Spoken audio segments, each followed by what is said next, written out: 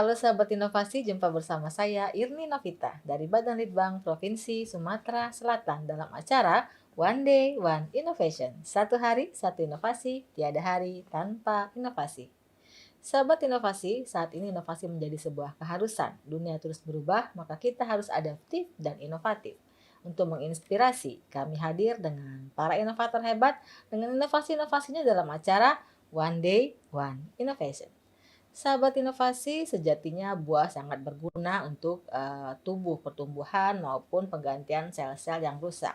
Tetapi apakah kita tahu bahwa untuk mendapatkan buah sampai untuk kita konsumsi itu diperlukan perjalanan yang panjang. Artinya diperlukan petani-petani buah, cara perawatan dan lain-lain sehingga buah itu layak dikonsumsi. Tetapi dengan berkembangnya waktu, sekarang orang sudah menanam tidak dengan lahan yang luas, tapi dengan lahan yang sempit. Seperti yang dilakukan oleh Pak Osep Sutisna SP dengan budidaya anggur di lahan sempit. Apa sih uniknya budidaya anggur di lahan sempit? Langsung saja kita sapa Pak Osep Sutisna. Pak Osep ini merupakan ASN inovatif kita dari Balitbangda Provinsi Sumatera Selatan. Langsung kita sapa Pak Osep. Selamat datang Pak Osep di acara kami One Day One Innovation. Selamat datang, Bu. Bagaimana kabarnya hari ini? Baik, Bu. Baik ya, alhamdulillah baik. Tetap melaksanakan kerja ya Pak ya setiap hari. Sekarang tidak ada lagi WFH ya. Ya, kita tetap melaksanakan tugas seperti biasa sekarang Seperti ini. biasa, baik. Nah, menarik sekali nih Pak, budidaya anggur di lahan yang sempit. Apa sih Pak latar belakang Bapak tertarik untuk membudidayakan anggur ini di lahan yang sempit? Baiklah, mungkin akan saya ceritakan dahulu pengalaman-pengalaman saya.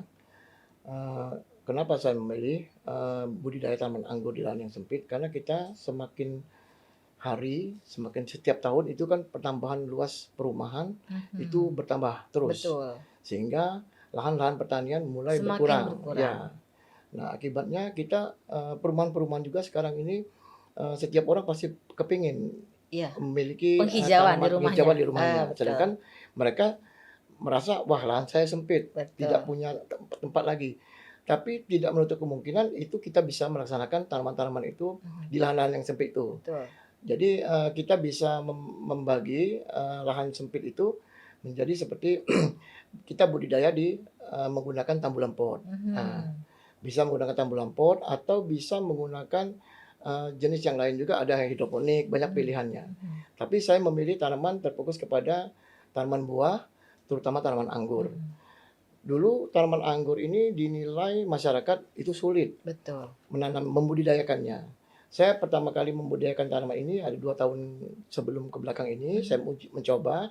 Karena selama ini kita nanam anggur itu tanamannya masam. Jadi kebanyakan tanaman itu kita sudah tanam ternyata asam. Jadi sebagian khususnya masyarakat Kota Palembang itu mengira tanaman anggur itu tidak cocok untuk tumbuh di Sumatera Selatan ini. Betul. Nah, jadi saya berinisiatif mencoba menanam, melihat ada beberapa masyarakat yang sudah membudidayakan, yang sudah berhasil. Kenapa kita tidak mengusahakan? Saya coba itu tanaman di tambulan pot. Nah, saya coba ternyata memang tanaman ini tidak sulit ternyata. Jadi makanya saya ingin sekali mengembangkan tanaman anggur ini menjadi tanaman rumahan di setiap rumah-rumah masyarakat atau penduduk Kota Palembang yang memiliki lahan yang tidak terlalu besar.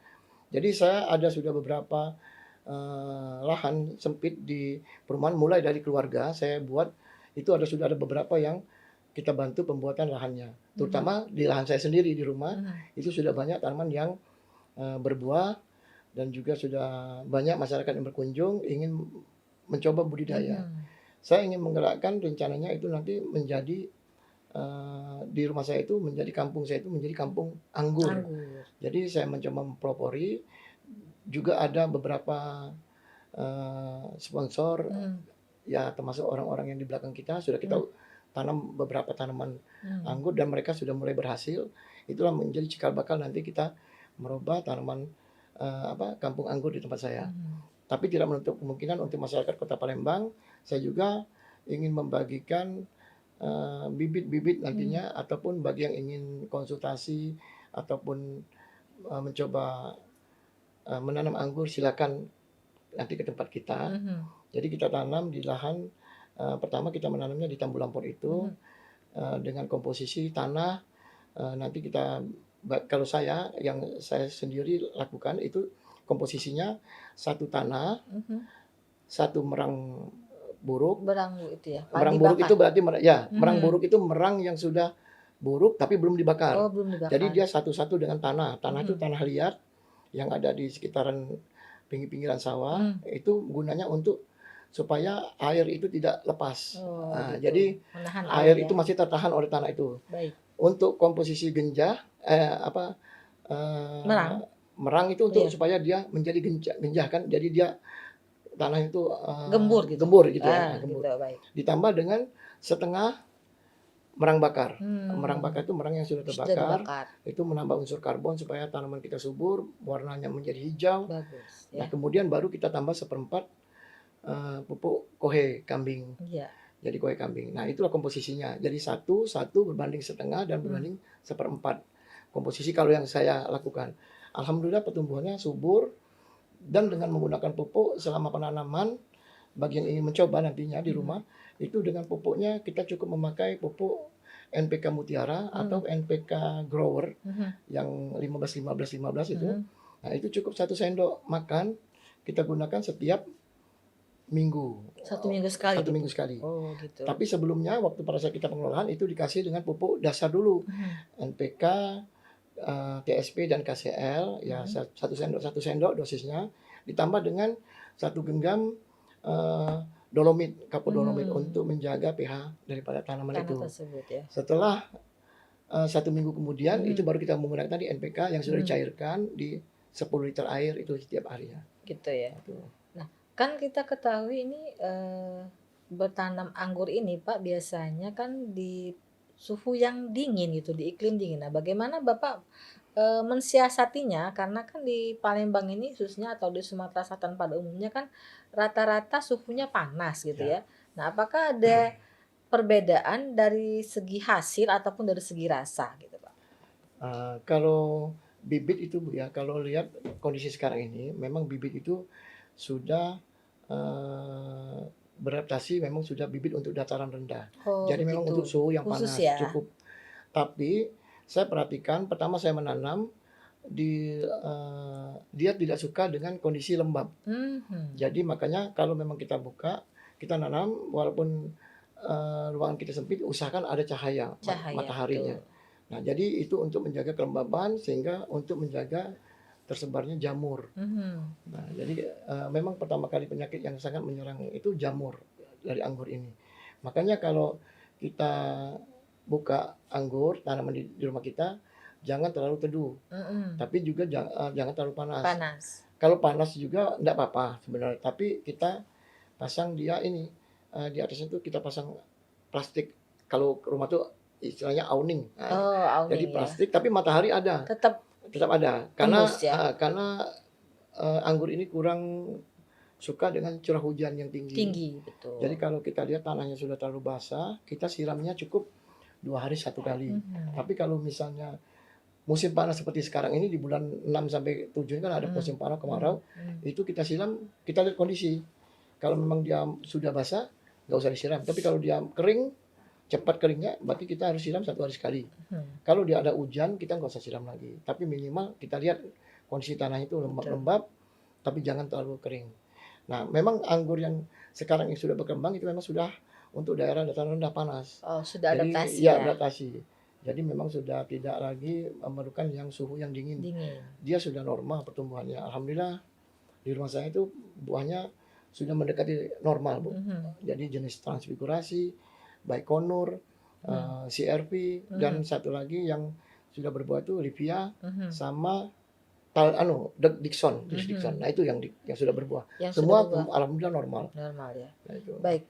Nah, dalam hal apa ya namanya, pelaksanaan gitu ya selama ini Pak, ada nggak kendala-kendala yang berarti, dalam hal pembibitan maupun perawatan anggur?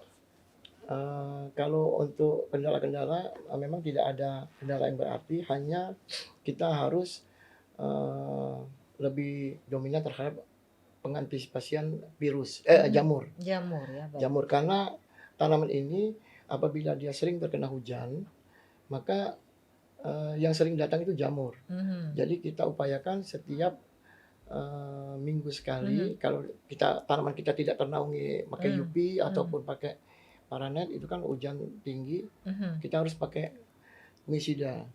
Nah, Oh, jadi harus disemprot gitu, Pak, ya? ya harus kita semprot 1 minggu sekali atau minimal setengah bulan sekali.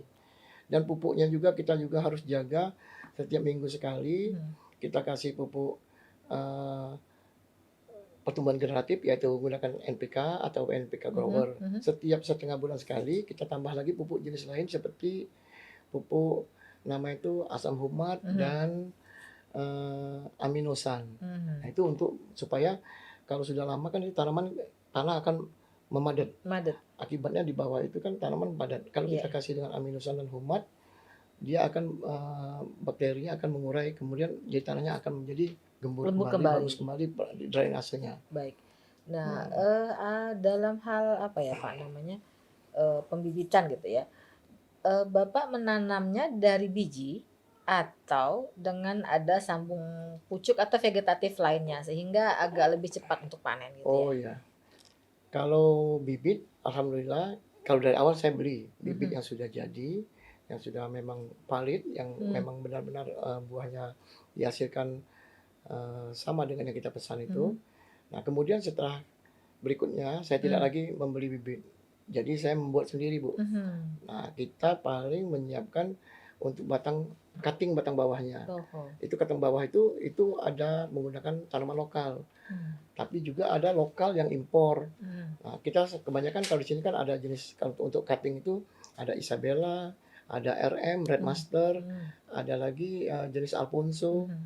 Nah, kalau saya menggunakan yang sekarang ini yang biasanya saya beli kalau karena kita belum tersedia, itu saya gunakan Alfonso. Mhm. Alfonso saya beli itu, kemudian kita siapkan karena nanti apabila tanaman kita yang sudah siap berbuah, itu kan kita pangkas. Betul. Setelah dipangkas, kan batang atasnya itu terbuang itu, Bu. Terbuang, nah kita Nah, sambung ya? batang atasnya itulah yang kita gunakan, mata tunasnya itu entres kalau kita Mhm. sebut sekarang ini, Mmm. mata tunas untuk bibit. Jadi kita Mmm. harus siapkan batang bawahnya cutting, nanti entresnya kita ambil dari batang entres yang kita Mhm. pemangkasan pembuahan. Oh gitu, Jadi baik. kita nggak lagi ini. Nah, kemarin saya memangkas jenis Baikonur, itu diperkirakan saya dapat ada mungkin lebih dari 1.000 mata tunas. Mhm. Nah, kebanyakan teman-teman bingung bagaimana cara mengawetkan mata tunas. Di sini juga mungkin saya akan berikan info pada teman-teman Mmm. yang hobi anggur. Mmm.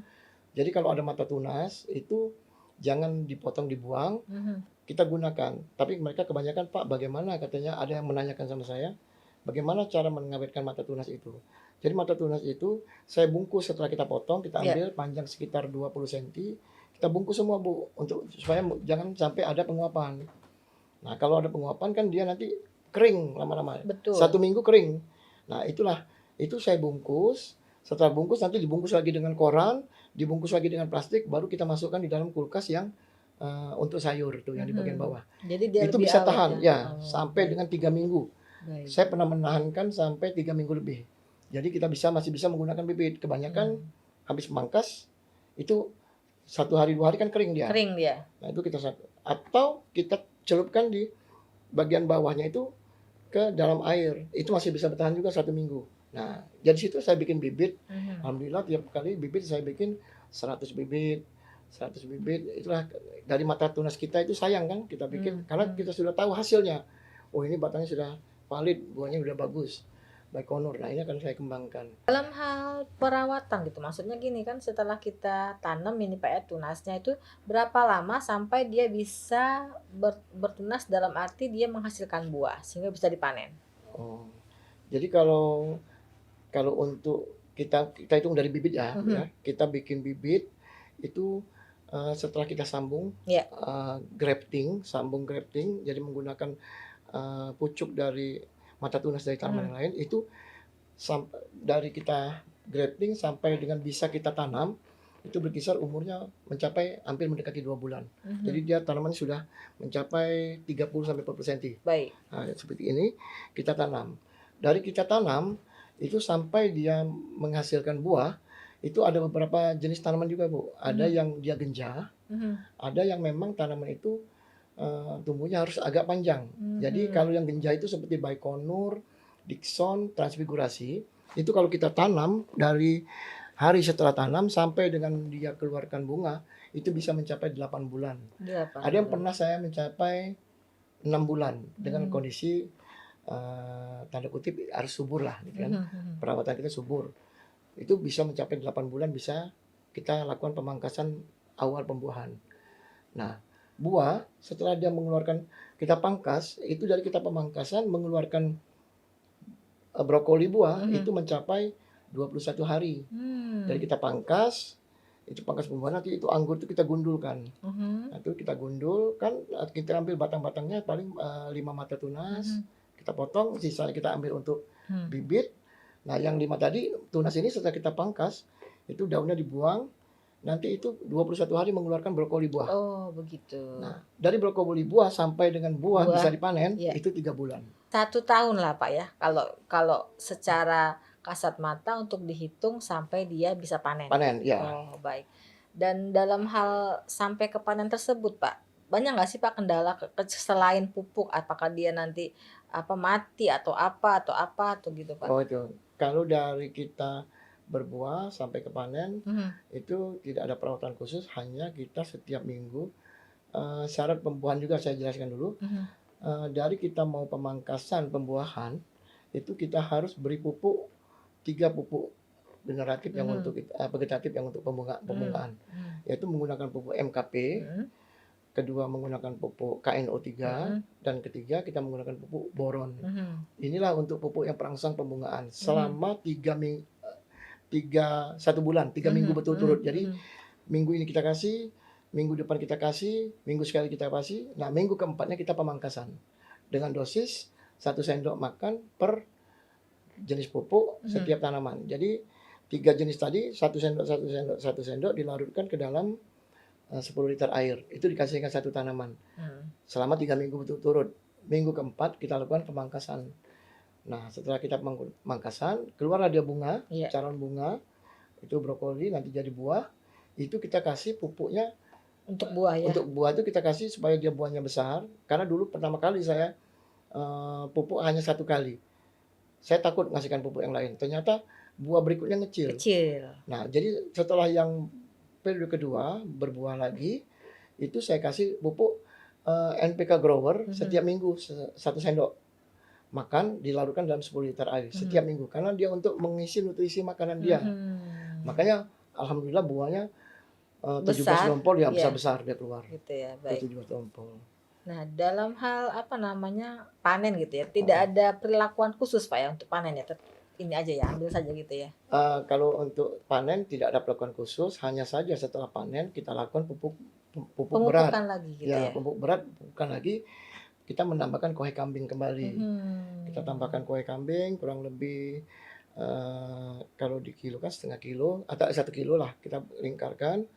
Nanti kita tambah lagi pupuk Untuk ini normal, ya, NPK, untuk MA. merangsang pertumbuhan berikutnya? Ya, Oh, jadi begitu. tanaman itu apabila sudah berbuah, sama seperti ibu-ibu melahirkan, Mhm. dia perlu nutrisi kan, Mhm. untuk memperbagusi lagi Mhm. pertumbuhannya. Pertumbuhan, Nah, baik. jadi kita tambah pupuk normal Mhm. seperti pupuk, eee, Seperti kembali pertama kembali lagi? pertama, jadi Oh, pupuk begitu. NPK, saya kasih lagi dengan KCL dan TSP, Iya. kemudian setiap minggunya kita kasih NPK Grower Mhm. juga setiap minggu selama 1 bulan. Mhm. Kemudian kita lakukan lagi pemupukan pembuahan KNO3 lagi, Mhm. 3 minggu berturut-turut, Mhm. baru kita pangkas lagi, begitu selanjutnya. Sama, perlakuannya sama Jadi, seperti awal ya? ya kalau sudah berbuah sekali, dalam 1 tahun untuk berikutnya itu bisa prediksikan kurang lebih 2 kali sampai 3 kali bisa berbuah dalam 1 tahun itu.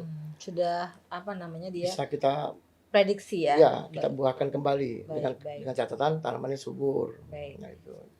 Harapan ke depannya, Pak, terhadap inovasi yang Bapak buat ini?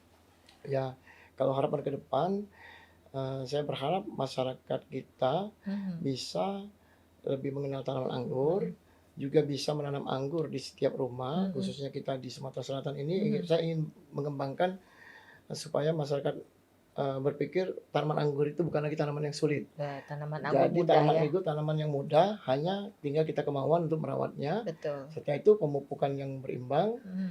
Eee, jadi tidak ada lagi yang menurut orang, "Wah, anggur ini sulit, Mhm anggur ini mhm masam." mhm Ternyata memang jenis anggur masam juga kalau kita punya, mhm. kita jangan, pesimis, "Wah, anggur ini asam." Nggak mungkin. Kalau kita punya tanaman anggur yang asam, kita pangkas, kita sambung dengan pupuk Sambung yang gitu ya? manis, jadi dia sudah nggak lagi yang asam itu. Sambung pucuk Ya, ya? kadang-kadang kita Baik. kalau punya asam, dibuang. Padahal kalau yang pohon-pohon itu kita ambil, itu bisa menjadi bibit, puluhan Betul. bibit. Nah, itu aja. Jadi mudah-mudahan kita semua, khusus masyarakat Kota Mhm Palembang, itu bisa menanam anggur mhm. setiap rumah, Gitu karena ya? bisa menambah peningkatan vitamin bagi Mhm. masyarakat, terutama untuk diri sendiri kan. Baik. Pesan-pesan kepada, masyarakat Sumatera Selatan atau kepada inovator atau mungkin Bapak ingin apa, membagikan gitu tips-tips menanam anggur mungkin silakan Pak. Oh ya, mungkin, khusus bagi masyarakat ataupun kepada Inovator? inovator-inovator yang Mhm lain, silakan, mencoba mencari inovasi lain dari bagaimana, cara kita mengembangkan tanaman anggur supaya bisa meningkat lebih dari yang sekarang. Kemudian juga, saya ingin menyampaikan juga apabila ada rekan-rekan, khususnya masyarakat Kota Palembang yang ingin, eee, budidaya tanaman anggur, ingin mengetahui lebih tentang tanaman anggur, bisa konsultasi kepada mhm kita, mhm sharing-sharing mhm sambil kita belajar, tukar pikiran, atau bisa juga melihat saya punya konten YouTube mhm juga Bu, mhm di Sila Beranti Grape, mhm silakan belajar di situ juga mhm bisa, mhm juga bisa mengembangkan, bakat-bakat yang hobi di tanaman untuk lebih menghasilkan tanaman anggur ini. Karena mhm. tanaman anggur ini kita selain mempunyai nilai juga bisa sebagai nambah penghasilan. Penghasilan Nah, betul. itu bisa membudidayakan apalagi yang mempunyai tanaman-tanaman luas. Iya.